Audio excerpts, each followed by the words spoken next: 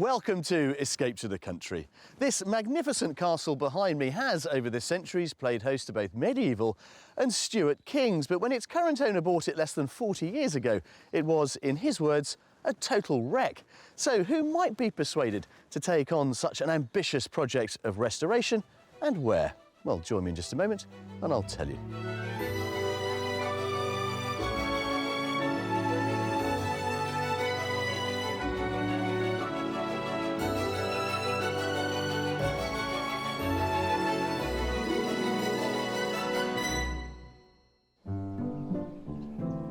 On today's show, two friends partner up to help one of them fulfil a long-held country dream. But bonding with the locals could prove tricky. Somewhere to sit out and enjoy looking at those cows. We've laid them on especially, Chris, to help you try and overcome your cow phobia. And if the figures stack up, our properties are right on the money. I'll have it. Can I have it? Of course you can, if you can afford it. Yeah. How much is the question, isn't it?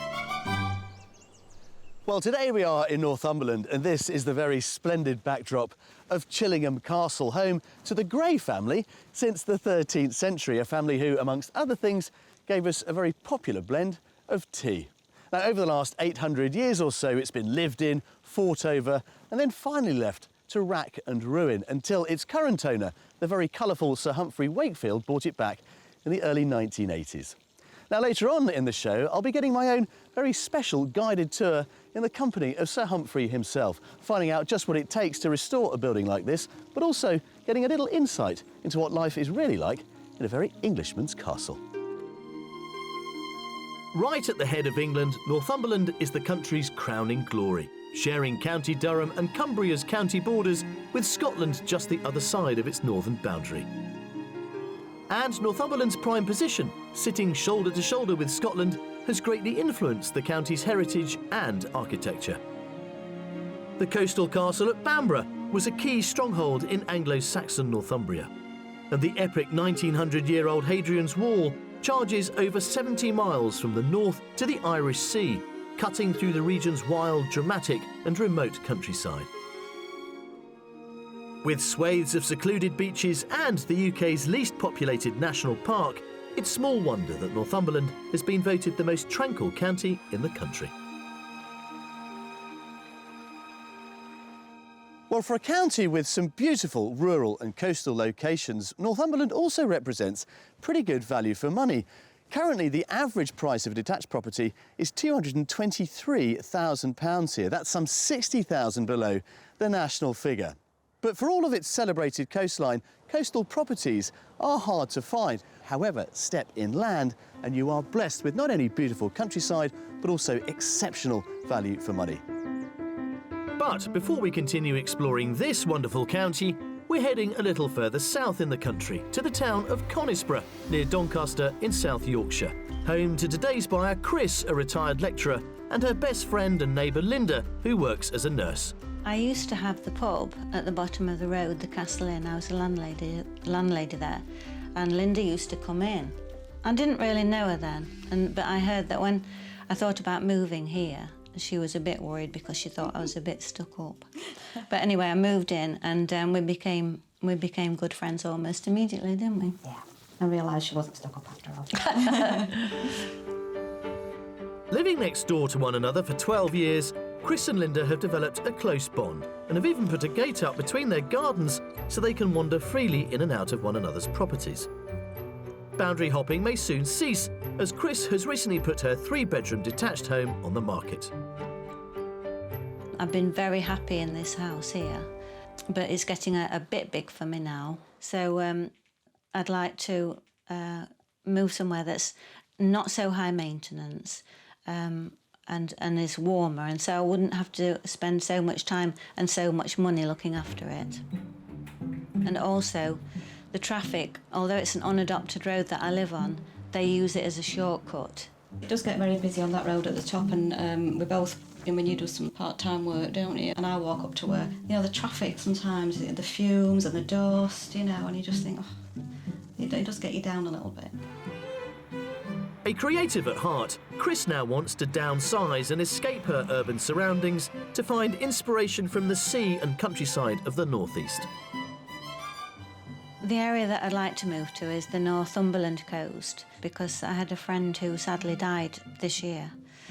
And I used to spend time with her. She lived in a caravan on the beach, and we used to walk on these empty beaches. It was so unspoilt and wild up there.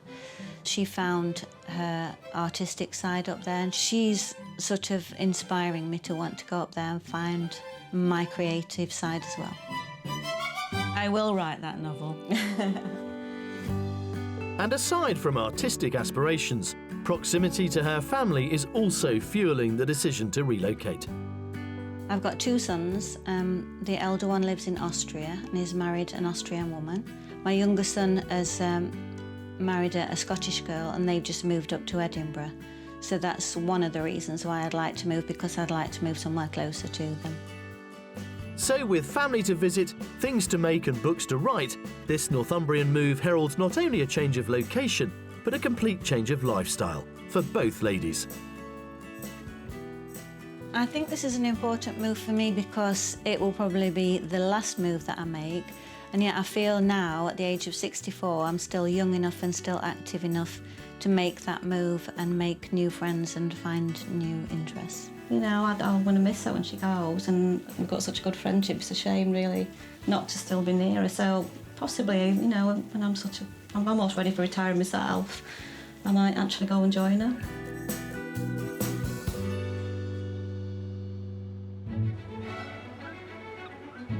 For the best chance of finding what Chris, or indeed Linda, is after, our Northumberland property search will be focused in attractive villages within the northern portion of the county, pushing right up to the Scottish border and out towards the eastern coast. So I'm meeting up with them in the county to glean a better understanding of this impending move.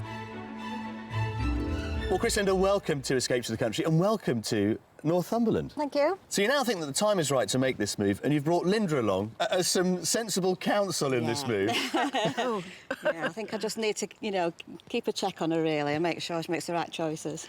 So give us a sense, Chris, of the kind of property that you are after.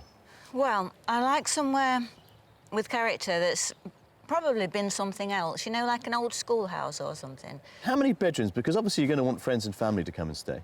2 or 3, because I've got 2 sons, and one lives in Edinburgh. That's one of the reasons why I want to move up, to be closer to him. So I need at least a spare room. I'd like to have a view. It doesn't have to be sea, but not far from the sea. And I'd like somewhere with a kitchen I can sit in, because I've not had that before, a garden that I can sit in and hang the washing out. That's important as well. Now, Linda, you know Chris better than I do. How easy is it going to be to satisfy her needs, do you think? I think it has to be something quirky for Chris. She won't make do with just boring or mundane. It has to have something unusual about it, because she's a very quirky person, aren't you? And in terms of the budget, then, Chris, how much do you think you're going to have to spend? Well, I've only got 200,000, so that really is the maximum. Well, this is a beautiful part of the world. Why more people don't escape to the northeast, I simply don't know. Don't tell them, though. No, I think it's a really hidden gem that offers you brilliant value for money and beautiful landscape. Yeah. We've got a really interesting range of properties to show you. We've got some beautiful weather. Yeah. Shall we go? Yep. Come on then, follow me this way. For a top budget of £200,000, Chris is after a characterful property with a kitchen, breakfast room and at least 2 bedrooms. Ideally, she'd like a garden with a workshop in which to get creative and somewhere with an inspiring outlook. And we've got a wonderful mix of homes to serve up, but I won't be revealing the attached price tags until they've had a good look around each one first. Then, last on the property agenda is our mystery house, which could bring the coast and my companions closer than they ever imagined. Now, I gather you have a rather unique phobia, Chris, of all things, about cows. Is that right? It's not a unique phobia. They're actually very dangerous animals, and they trample people to death. How many people do you think are killed a year by cows? About 7,000. Did you just make that up? You did make it up, because I can tell you it's 5. 5 a year. I was close then. Actually, double the number killed by horses. So maybe there is something in your phobia. Yeah. Our property search is heading right up north and just out of the county to the border village of Sprouston. From here, the Scottish market town of Kelso is the nearest place to pick up essentials and luxuries. Situated on the banks of the River Tweed, Kelso lies in a fertile valley within 10 miles of the English border. At its centre is a cobbled square which is the largest in Scotland and whose Georgian town hall is topped by a clock tower that chimes every quarter. The winding streets of the town host a vast range of shops and amenities, eateries and accommodation. These are all just a 10-minute drive from the property I want to show Chris and Linda back in the rural outskirts of Sprouston. Right then, Chris and Linda, come over here.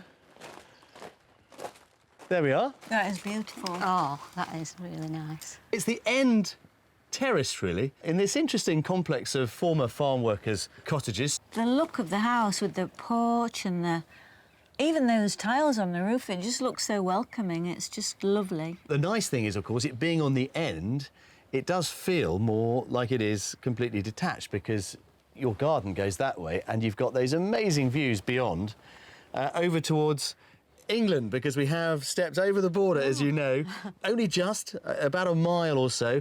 You've also got access to a communal garden out here. The garden, that's what drew me in straight away. You can see already from here there's all little nooks and crannies where you could sit and summer house. Is this the sort of thing that might appeal then? Yeah, this looks gorgeous. Let's have a look. Come on, let's stop talking about it. Let's see what you think. Built between 1890 and 1900, at first sight this pretty end terrace seems to deliver on the character Chris was after. Recently refurbished inside, I'm confident the interior design will also match up to expectations.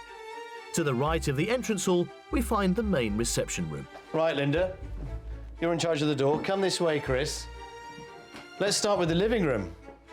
This delightful space features a wood-burning stove in the fireplace and double doors out onto the garden. Oh yeah, this is nice. Yeah? I feel like somebody like me lives here. This first room is hitting the right mark for Chris, so it's all very good so far. What's more, we've also got a charming country kitchen. I love it. Do you? Yeah. This looks like solid beach, is it? Yeah, it is solid beach, yeah. As well as rustic wooden worktops, the kitchen also has enough space for a small table and a great utility room beyond. Also on the ground floor is the family bathroom, fitted with a classic heritage three-piece suite. Then the staircase winds up to the first floor, where there are 3 bedrooms. One is part furnished and comes with a WC ensuite. Another is being used as an office/music room. And then this is the master. It's absolutely gorgeous.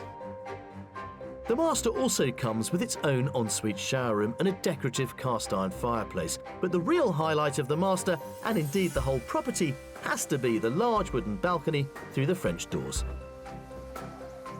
Wow, look at this. Wow. Amazing view, isn't it? Yeah, I can see a little river. Now then, here's the story. That little bit of river you can see is actually just a tiny part of the River Tweed, and that's the border between England and Scotland. So those houses you can see beyond it, they're in England, and we're in Scotland. Right. You couldn't be closer. And I love this time of year. I love seeing the harvest in and done and these round bales strewn across the landscape. It's just a lovely entree into autumn. And you wanted a view, didn't you? I mean, Yeah. this is a lovely view. It's not And a it's sea somehow- view, but, you know, not bad. Somehow appropriate that my English son's married a Scottish girl. There you There I are. am. Yeah, exactly. The whole family's now in Scotland, potentially. Not wanting to preempt anything, of course, Chris. I love it. Can I have it? Of course you can, if you can afford it. Yeah. How much is the question, isn't it? Come on, let's go down there, give you a closer look at the garden and talk about the price. So, as well as those stunning panoramic views, which the owner tells me deliver amazing sunrises, the cottage also benefits from a large communal lawned area and a landscape private garden. What's more, there's even the requested workshop in the form of a sage green timber summerhouse. Now this, I'm thinking, would make a great writer's retreat. Yeah, it's great. Writing and reading in there is wonderful. Is this inspiring to you? I just love it. Everything about it. Yeah? No, it's very you, this house, I think. Yeah. Let's get to the nitty-gritty then, because we haven't dealt with the price yet, Linda. Go on then. I would say 195. 195, just under budget. I think it's above my budget. Go on. 225. 225. This is on the market for offers in excess of £192,500. So you weren't far off, Linda. No. It's certainly under budget. It's a great property in a great spot. I will seriously consider it. Go on then, discuss it amongst yourselves and I will come and find you a little bit later on. Okay.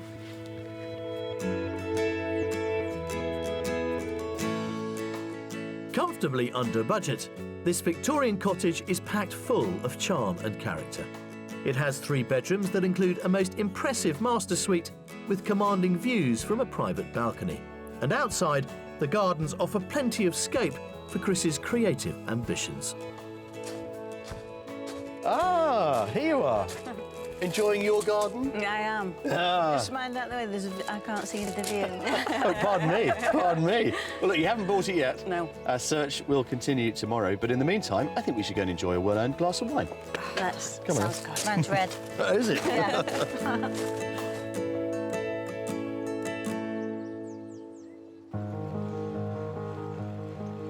The incentive for Christine's move to Northumberland is the desire to get more artistic, drawing inspiration from her newfound coast and country environment.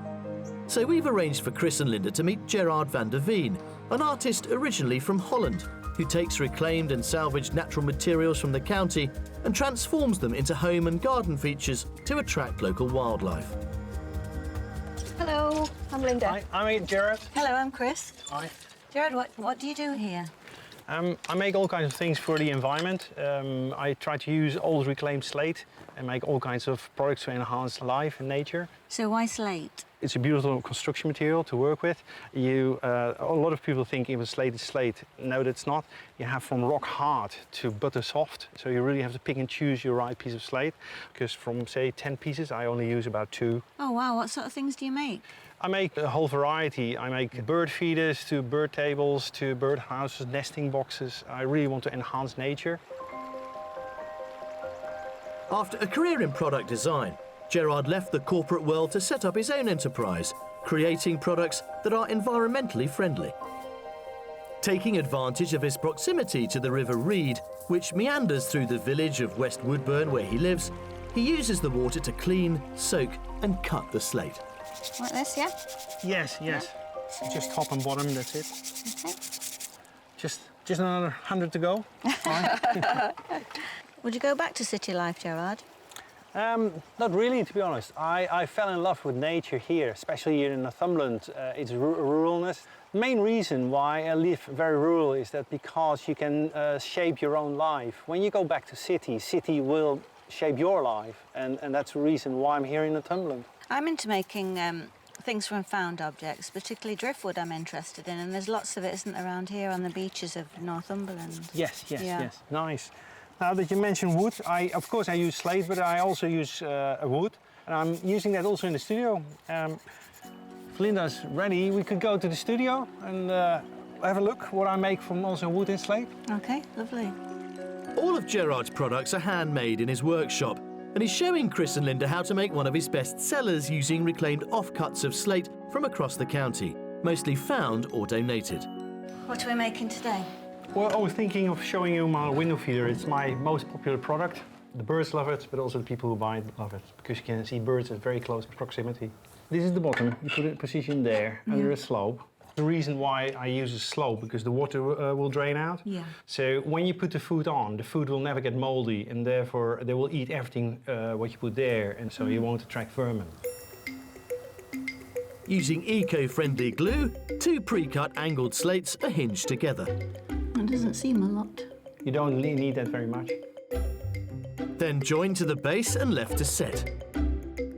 A bracket is then fashioned using salvaged copper wire, onto which a sucker is attached so the feeder can be hung from a window. Where do you get all the rest of your materials from? Well, the slate is coming from all kinds of directions, to be honest. A lot is donated, and I try to give it an extra life. So after hanging 100 years on the roof, I'm now trying to extend it with another, say, 25, even more years. Slate is a dark grey metamorphic rock. Essentially, it's compressed mud that's been compacted and heated under extreme pressure over millions of years. Finished? Yeah. So another 3 window feeders. I would say take the window feeders with you. That's a token from me. Oh, Good thank luck. you. Thank you, it's very kind of you. A lovely memory of today. It's been brilliant. Okay, You've been thank you. inspirational. So let's trust that that inspiring vision continues when our house hunt gears up again in the morning.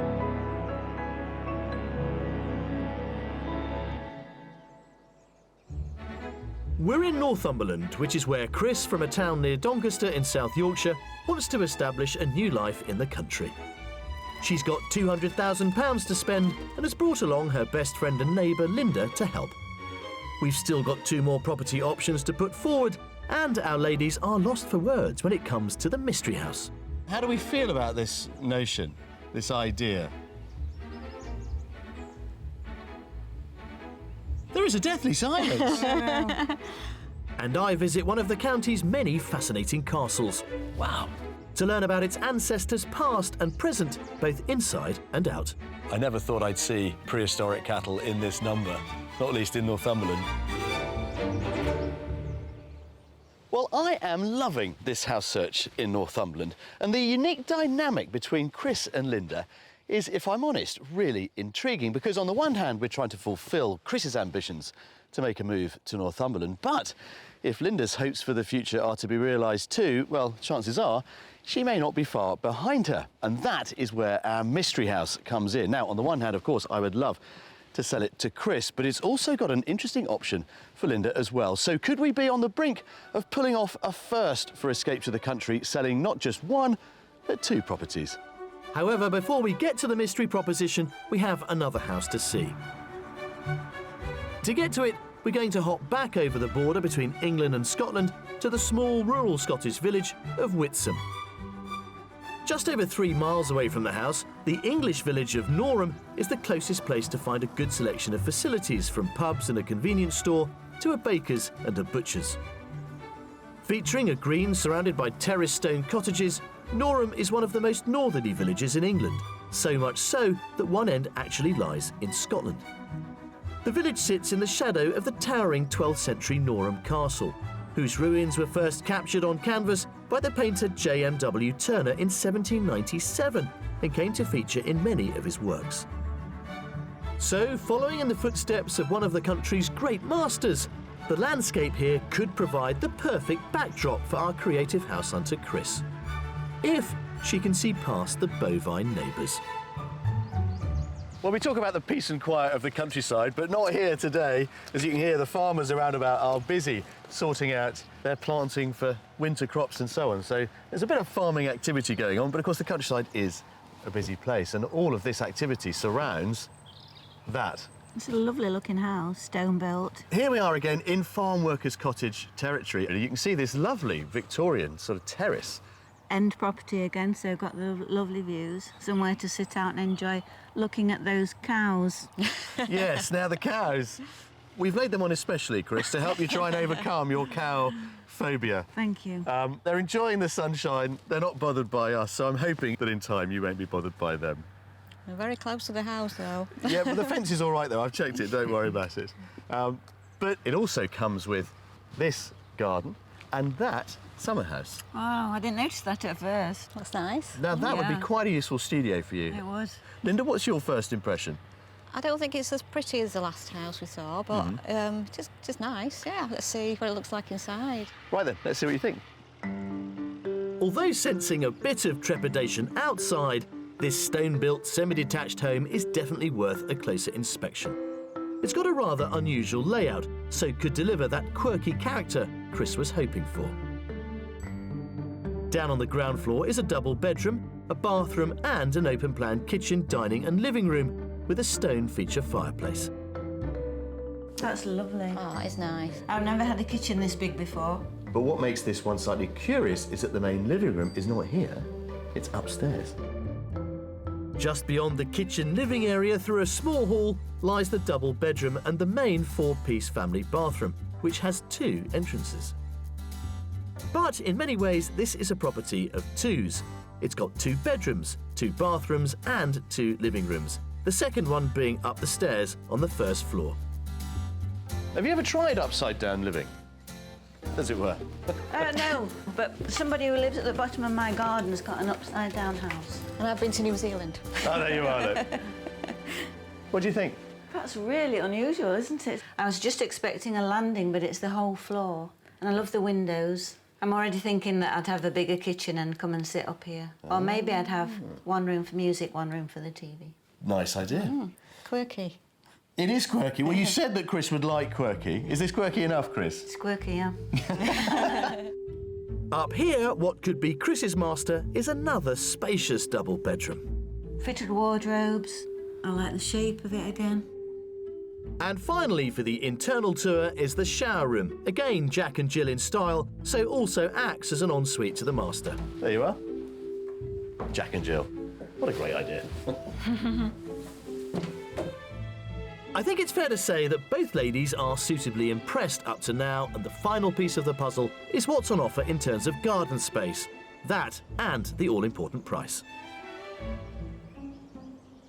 This is the thing to consider now, of course, the garden. We glimpsed it on our way in. The main event here really is that studio summer house, which I'm sure you'd make good use of. Insulated, it's got power in it, and of course behind it there's lovely views of the Cheviots. Yeah, it's gorgeous. I think it's a really simple proposition, but I think it could work for you. That's what I really like about it, and I think Linda's coming round to it too. Yeah, I agree. I don't think it would work for her, actually. Yeah. Well, let's get down to the numbers, shall we? You've got £200,000 to spend. We're just over the border in Scotland, so make me an offer on this one. I think it's near the top of the budget. I would say 195. 195, Yeah. Linda? No, I don't agree, actually. I think it's lower end. I think maybe even 175. Oh, do you? Well, I'm afraid you're both wrong. But it's good news, because this is on the market for offers in the region of £165,000. Wow, I like it even more now. Thought you might. Right then.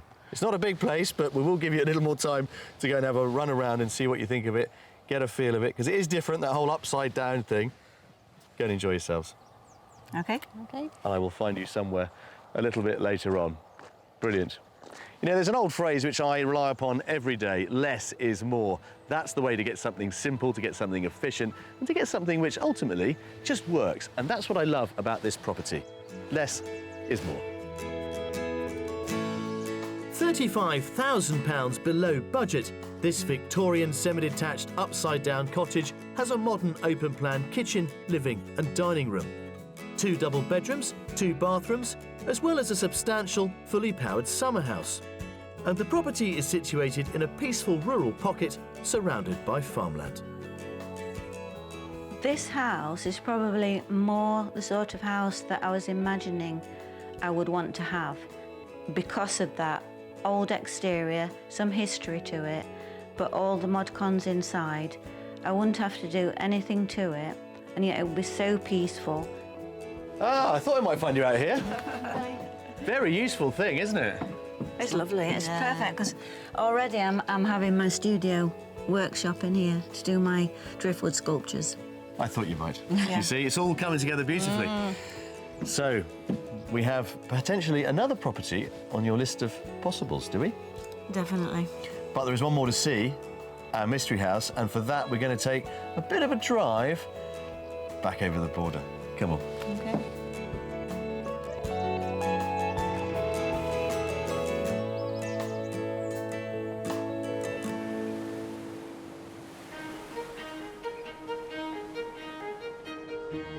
With miles of prime coast and acres of beautiful countryside, control of Northumberland has been a source of conflict for centuries.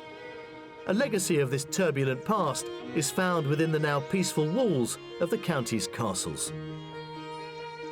I've come to visit Chillingham Castle, home to Sir Humphrey Wakefield. The castle had lain derelict for some 50 years, but Sir Humphrey poured his heart and soul into a formidable restoration project, and now proudly opens the castle to the public. Sir Humphrey, Jules, very nice to see you, sir. very good to see you. And what a wonderful home you have. I love it very much indeed. It's a wonderful border castle with all the strengths that you would expect, and all the history is still here. It's interesting to stand here and imagine what this would have looked like when great retinues arrived to use the castle and host events over the centuries. I mean, many kings and forces, assault forces as well. It seemed a lot. But it's been your home since the early 1980s when you set about, let's face it, a pretty ambitious project. I'm fascinated to see just what you've done and how you've gone about it. Can you give me a very personal tour? I don't shut you. It's wonderful. Chillingham became fully fortified in 1344, and there have been very few structural additions since then, apart from the elaborate galleries built in the Tudor period which surround the central courtyard. Oh, this is fabulous. Wow. What was this like when you first discovered it? When I came here, it was a forest of trees, and wherever you see a stone cracked, there was a tree growing up, and it was just crying out for action. The stones here, the paving stones here, they were put in for the King's visit in 1603. Which king? King James I of England, the 6th of Scotland. But the family's ancestors must have been a bit downhearted when they thought the king was coming, because the amount of expense they'd have to go to accommodate him. They had cash, they wanted him to stay, they were on the up, and that was just the ticket. So it was a nice political It was move. a very nice, very good, strong political move, yes. Oh, come on, show me what you've done. Oh, come and have a look. Sir Humphrey has tackled dry rot, collapsed roofs, burst pipes, birds and bats to bring the castle back to its former glory, which really shines through in the King James I drawing room. Wow. Well, this is another moment in time completely, isn't it? It is. It's the same moment in time, put in for the king. Is that an Elizabethan ceiling? Yes, 1500s. But for all the challenges of restoring the castle and the responsibility of being the guardian of this building, what is day-to-day life like for you in a castle like this? Day-to-day life is absolutely wonderful. And I love living here and feel very happy living here and feel the ghosts are happy with me. Well, Sir Humphrey, it's been a real treat. I'm going to leave you in peace. Thank you very much indeed. But there's so much more to see. Come back many times and see all our other rooms, because we've got lots of other rooms to show you. There is so much more to see, and I couldn't leave without exploring some of the 360 acres here. And exclusively on the grounds of this estate are the Chillingham wild cattle, believed to be the only survivors of the wild herds that once roamed Britain's forests. Park Warden Ellie Crossley is taking me to see them from a very safe distance. The bull there looks absolutely beautiful, and there is certainly something very prehistoric about the outline of the head and the shoulders. Yeah, and the way the dappled effect makes him blend perfectly in with the woodland as well. But in terms of the way you manage them, as I understand it, you don't interfere with them at all. No vets, no carving. You don't really even have to feed them. No, I mean, it's literally just survival of the fittest out here, and that's how it's always been. So that's resulted in extremely strong, hardy animals that can do very well without our help. It's quite a thought to think that this small number of animals that we're looking at now represent such a huge leap back in time. And that's why it's really important to keep them here, because this shows such a vast difference between these animals and what we've now created on our farms, which are so incredibly different to these guys. A dairy cow wouldn't survive 5 seconds out here. On a farm, you have one bull who never has to compete for his females a day in his life, basically. Whereas here, we have 50 bulls, and they're all competing for that top spot to be able to mate with the females, and it's absolutely amazing watching that. Well, it's a wonderful sight, Ellie. I never thought I'd see prehistoric cattle in this number, not least in Northumberland, but it's a real joy. Thank you very much. You're very welcome. What history these ancient cattle, the castle walls and its reputed ghosts have experienced over the centuries. In an unbroken cycle since the 13th century, the majestic Chillingham has proudly stood the test of time.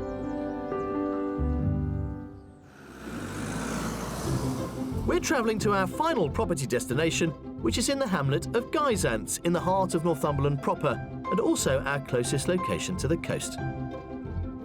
Our ladies should be encouraged to know that the Mystery House is just 5 miles from Warkworth, a place they both know and love.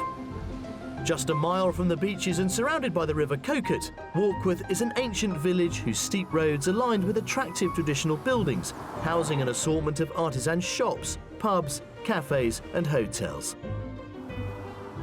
A 10-minute drive away from the action, in the quiet of Guyzants, is a 35-acre woodland where, within a private development of 12 holiday cottages, we find the last in our selection. Right then, mystery house time, or mystery houses, because within this complex of holiday cottages, a good number of them are being sold off into private home ownership, as it were, as more domestic homes. So we have a choice of properties to show you. And we have two in particular that we'd like you to look at, which would mean, of course, Linda, that you and Chris could continue to be neighbours. How do we feel about this notion, this idea? There is a deathly silence. Well, initially, I don't like it. It looks like a holiday cottage. Exactly what it is. However, as I say, many of them are now being sold off to become individual homes. I have the keys here to this one, which I'd like you to look at in particular. But I think, Chris, will show you one down here. OK. Although it appears that Chris has made up her mind already, I've still got my fingers crossed that she might like the exterior of the cottage we've chosen for her. What do you think? It sort of looks like a glorified caravan site. Given the robust but enchanting stone architecture and the history that goes with it, to be fair, I definitely wouldn't describe this development as a caravan park. Come on, let's see what you think. What we have to show Chris is an end-of-terrace old farmer's cottage with a neat garden that wraps around the back. Recently renovated to a high-spec, contemporary finish, on the ground floor there's a kitchen, a WC and the sitting room, which is our first port of call. It's a bit small and a bit modern looking, I think. Not much character inside. Sadly, they haven't been persuaded. Perhaps the kitchen might fare better.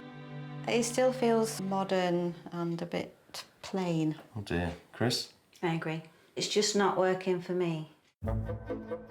Still no takers from either of our ladies, so this will be a whistle-stop tour. Upstairs, a family bathroom serves 2 bedrooms, one a double with exposed beams, the other slightly smaller. On paper, the mystery property seemed like an obvious plan to present. 2 great friends, 2 great neighbours, and here's the chance to continue living close by to one another. But it's not to be. So next, we need to talk about the price, which is normally the moment I look forward to. But on this occasion, I'm dreading it. It does open up right around here. Yeah, it's a fair-sized garden, isn't it? I could certainly see this, you know, bursting with life with some clever planting and what have you. I mean, yeah, you've got the neighbours around, but it is what it is. It's an old farm complex. But again, this lovely architecture coming through. Yeah, it's a nice outside space. Hurrah. We got a good thing. We got one thing right with this one for you. Humour me and make us an offer on our mystery house. I think, given the proximity to the sea, I'll say 150. 150, Linda? I was thinking the same, actually. I thought about 150,000. So let's say you both agree on 150. This is on at £175,000 because of its proximity to the sea and all the things that you've identified, Chris, really. Yeah. Now, to be fair, I don't think you need to have another look inside this one. However, I would appreciate it if you would go and have a look at the first property we saw, Linda, which I think might be of interest to you. I'm still hoping. You know where it is, it's around the corner, and I will come and find you later on. Be interesting to see what you think. Off you go. Well, there you have it. Sometimes it goes really well, and sometimes it goes really badly. And sometimes it feels like a real disaster. Comfortably under budget, the 2-bedroom mystery home for Chris is a stone cottage in a small private complex of both residential and commercial properties. Set within a 35-acre site and close to the coast, the development has another lot for sale, so could enable the 2 friends to stay as neighbours. Has it sold itself? No, it's too small. It just feels the same as the other one. However, ordinarily I might be crestfallen and desperately disappointed, but I think we've shown you some really good properties this week, Chris, and maybe 1 or 2 of them may provide an option for the future. Maybe. Maybe. Right then, come on. Let's go and think about it.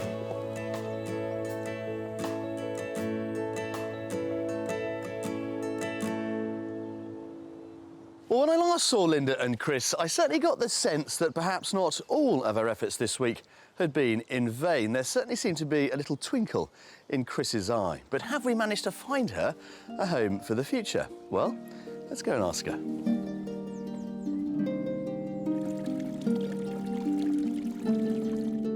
Well, how are we doing then? Great, thank you. Are you feeling refreshed, Yes. relaxed, Yes. relieved? Yes. I thought you might be. Hopefully it wasn't that bad, Chris. Where are we?